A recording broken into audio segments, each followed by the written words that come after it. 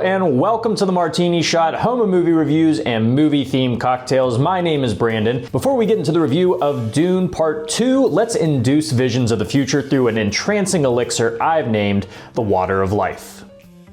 The Water of Life is drunk by incoming Reverend Mothers, a high-ranking position among the Fremen that Lady Jessica finds herself slotted into. Don't let its electric blue sheen fool you, it is a highly dangerous poison that will kill most men who drink it. Oh, and it's worm piss. Piss from a worm.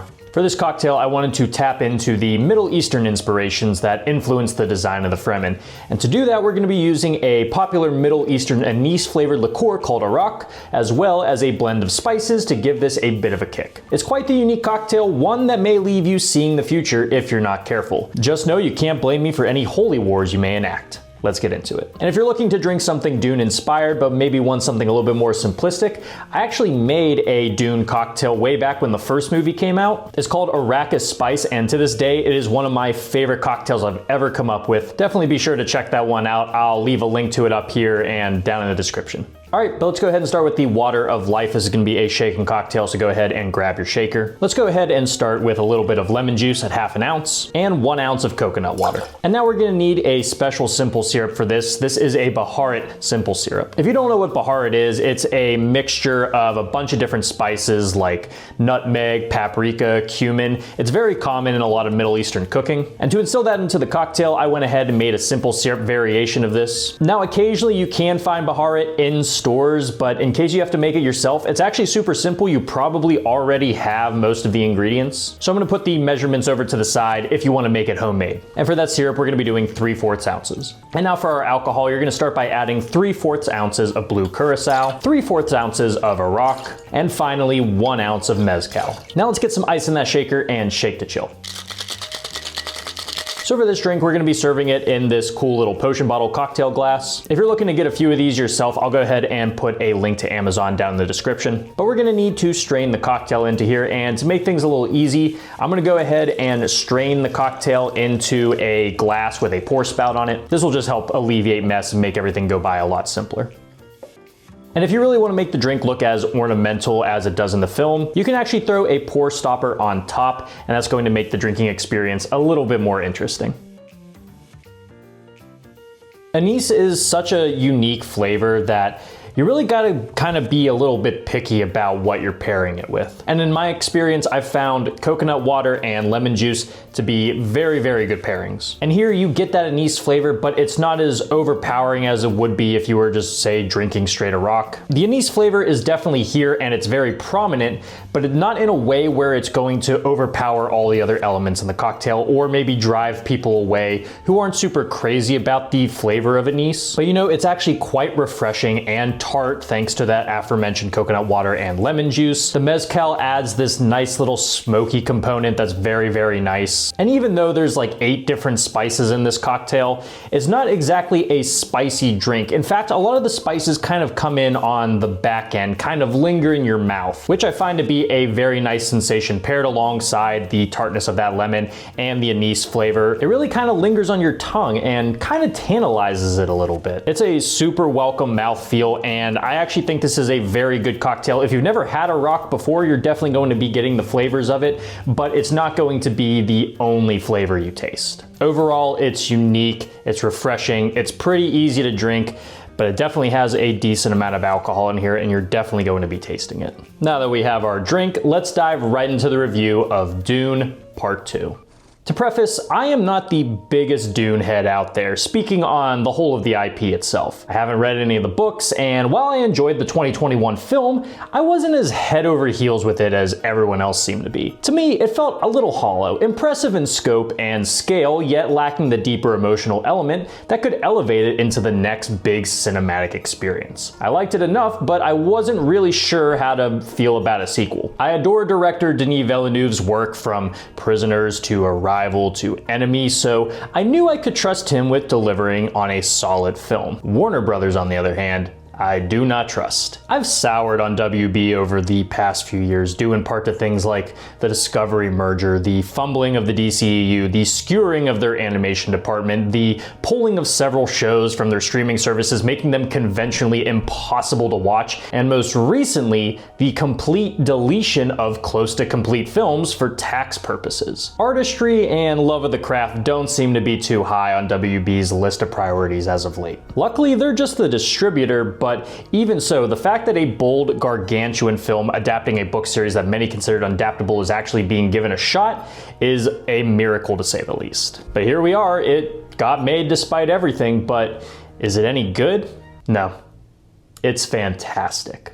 Dune Part 2 has bounded past the first, building and developing on every problem I had with the first film, while accentuating everything about the first that I loved. It's a sci-fi epic, unchained from its limitations, housing a visceral narrative that masterfully twists what we experienced in the prior film and challenges its dynamics and direction. The world building continues to be impressively enthralling, showcasing each locale with a striking and defined visual flair that only impresses the more you lay your eyes on it. The character work is fleshed out and given the necessary depth to further expand upon these performances in truly exciting ways. The entire thing is a technical marvel, never once buckling under the weight of its grandeur, feeling confident and fully realized. Seeing this in IMAX solidified I was witnessing something special. A cinematic achievement for one of the most uncertain times in modern film history. It's such a complete package that I truly believe this has the potential to become one of sci-fi's new biggest smash hits and potentially one of the best sci-fi films in the last few decades.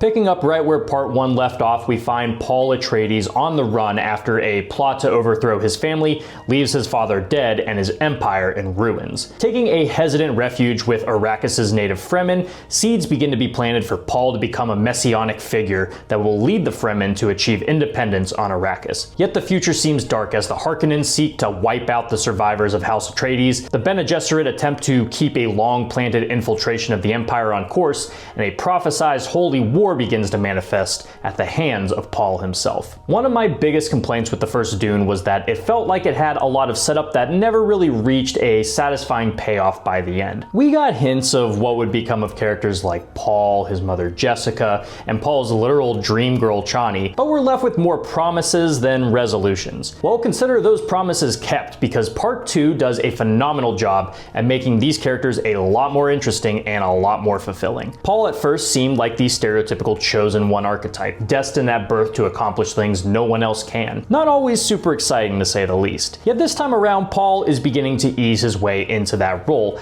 at first reluctantly, but eventually committing heavily to the bit. But Paul's journey has a wrench thrown into it as he begins to have visions of a holy war, of which he'll be responsible for if he continues down this path. What I loved about his journey is that it doesn't involve him trying to sidestep the inevitable, but his eventual acceptance of it. Paul starts out as someone thrust into a position of power that truly wants to do the right thing, and by the end that's still more or less the same, though the right thing becomes a little more gray, skewered by earworms proclaiming religious zealotry and thirst for revenge. It's a very compelling arc for a main protagonist to take, and I have to give the utmost props to Timothée Chalamet for making the character work. Chalamet is an actor I've known for years was good, but I was still waiting for that one solidifying role that catapults him into megastardom. After several years, I truly believe this is it. Chalamet manifests the earnestness and the presence needed for this role tenfold, eliciting your compassion at one point, then commanding your attention in another. It's a hell of a spectrum to work within, but Timothy absolutely nails it. I kind of already know where his character will end up, but I'm highly anticipating Timothy's continued transformation going forward. Chalamet isn't the only one bringing the spice, as much like the first film, this film is brimming with talent and impressive character work. Zendaya's Chani has officially graduated from Chanel commercial model to an actual character. Chani is one of the few Fremen who is a non-believer when it comes to her people's prophecy, seeing it as a construct of powerful figures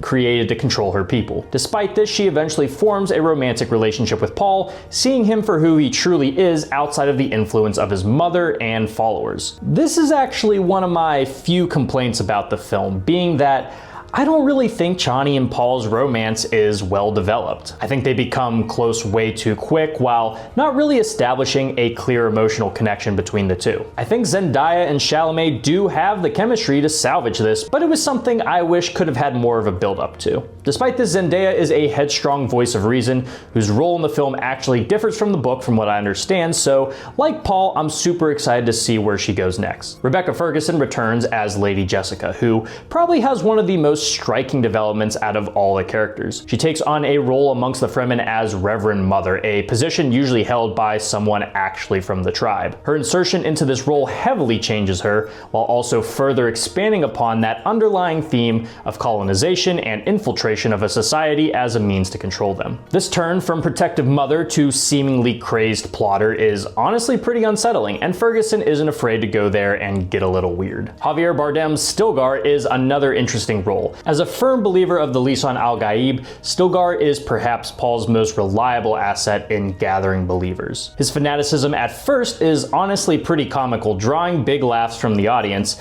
but as the plot thickens, you begin to realize just how blind he is to what is happening, falling for a pre-constructed prophecy due to his devout drive to protect his people. Another standout despite his limited screen time is Austin Butler as Feyd-Rautha, heir to House Harkonnen. We're far enough removed from the impressive but meme-to-death performance of Elvis to see what a phenomenal actor Butler truly is. Like in Elvis, Butler is not only physically transformative, but vocally as well. This allows him to truly embody the deranged, sinister warrior Feyd-Rautha is. Serpentine in movement as well as viciousness, Butler utterly disappears into the role and obviously has a bright future ahead. And there's so many more impactful supporting players, including Florence Pugh, Stellan Skarsgård, and Dave Bautista. Everyone has an important role to play, and it's fantastic to see so many talented actors coming together to be part of this modern day spectacle. Not to beat the same dead horse everyone else already has, but good God, this is one of the best looking sci-fi films to date. Thanks to a mixture of practical and digital wizardry, every location feels believable and realized. Never once does the magic feel challenged. Locations are well rendered and structured, creating one of the greatest illusions of alien planets I've seen in a long time. Something that's really been built upon since the first film is the use of color. I found the color palette for most of the first film to be pretty dull, but expected considering most of it takes place on a sand planet. However, the filmmakers have found a way to inject a substantial amount of color into scenes and locations to allow them to pop more without feeling too over-stylized or oversaturated. The sandy landscape of Arrakis is often blinding during the day as the sun illuminates the sands, but as the sun sets, we get much more warmer orange tones, and once night comes, the dunes radiate a deep, cool blue. This may sound like obvious ways to color a scene, but believe me, I've seen plenty poorly lit scenes the past couple of years to believe everyone in the industry needs to be taking notes. Another striking use of color comes from Giedi Prime, the home of House Harkonnen. Because of the planet's black sun, daytime is colored by striking uses of black and white, and the way it's executed by seeing people move from the shade into the sun is super cool. There's also instances of fireworks going off that take the appearance of exploding black ink blots that coat the white sky, which is such a creative idea, and why the few scenes we get on this planet were amongst my favorites. There are so many moments of astonishing technical achievement where the lines between real and fake have never felt more blurred. Scenes involving the gargantuan sandworms are an obvious standout, appearing highly detailed and well staged to the point where you don't even question what you're seeing. This comes from a commitment to integrate practical effects as much as humanly possible before relying on VFX. From what I understand, it took months of throwing sand at Timothy's face before finally adding the worm in post. And I gotta tell you, it pays off. Meanwhile, the technology of the universe continues to be highly interesting. Many of the ships maintain a semi-organic appearance and movement, while harvesting machinery maintains a jagged, angular design to reflect the emphasis on industrialization that has overtaken Arrakis. Even little things like voice recording devices and tents have a lot of intentional detail behind them, which I really respect. And not to bring this up again, but holy shit, scenes are actually properly lit so they can be both visible and grounded in reality. Villeneuve and team may have achieved one of the most believable sci-fi worlds to date with just a $190 million budget. You may be thinking that's a lot of money, and you're right, it is, but Here's a few films with much higher budgets that don't come anywhere close to looking this good. That's talent and care right there, and it outweighs money almost every single time. Finally, when the film wants to be bombastic, it delivers on this in droves. The action sequences are intense, highly thought out, and incredibly satisfying thanks to a mixture of those aforementioned effects and highly effective otherworldly sound design. It's not just the visuals that help make the world feel fully realized, but also the attention to detail when it comes to fleshing out the culture of the Fremen and other groups. We get a lot more insight into their beliefs, customs, and ways of life, which helps make the world feel far more complete. This was something we only got glimpses of in the first film, which ultimately hindered my ability to form personal connections with many of the characters we meet. Yet here we find more insight into how and why these characters act the way they do, which makes the decisions they make along the way all the more effective. Everything from the individual to the collective is handled so well, really enveloping you in this world and creating a far more interesting cinematic experience. A big reason for this is because of how the narrative progresses, severely altering these characters and groups in such an enticing way. I made mention prior to themes of colonization, which is expanded upon significantly by how Paul and Jessica assimilate into the Fremen. Even if their intentions start off well-meaning, there's still unseen manipulation at work that sets out to take advantage of the Fremen's beliefs, constructing an artificial savior that will bring them and the rest of the galaxy to bloodshed. Where this film leaves off is incredible, leaving the ending just open enough to entice you to see what's next, but also make sure to bring the arcs of the characters presented in this film full circle.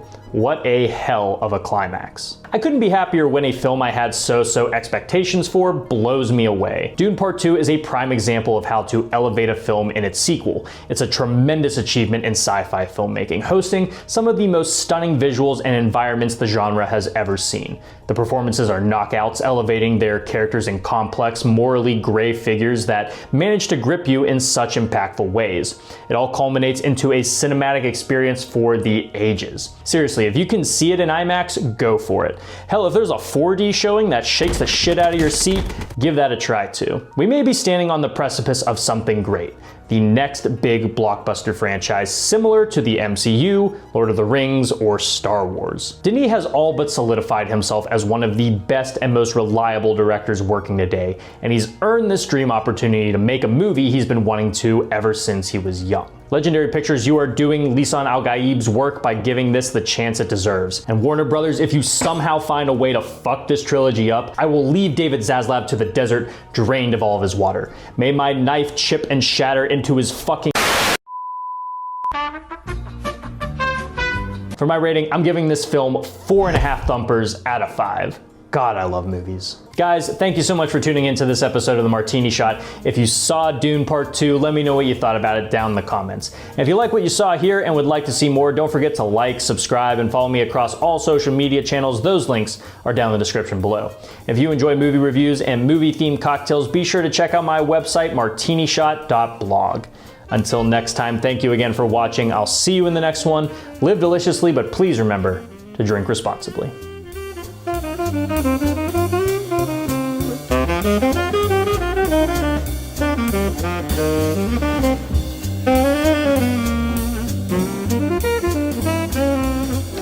Thank you.